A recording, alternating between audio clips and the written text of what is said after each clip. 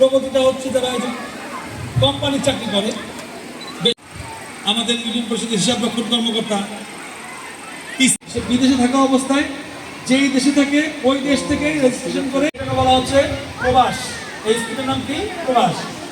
আরেকটা আবার দিতে পারলেও আমরা খুশি হই। এবং আবার যৌতুক দেয়া এবং নেওয়া দুটোই অপরাধ, বিভিন্ন কিন্তু আইনের আওতায় থাকবে। 2 বছর পরও কিন্তু আপনার বিরুদ্ধে মামলা হবে।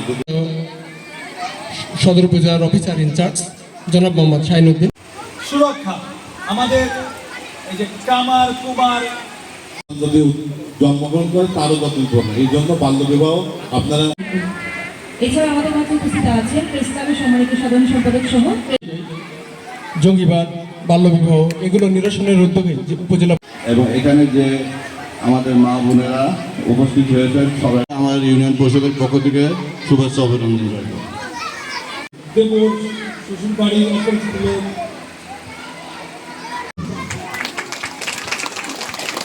অশেষ ধন্যবাদ। এবং কৃষক মজুর এই যে প্রান্তিক জনগণ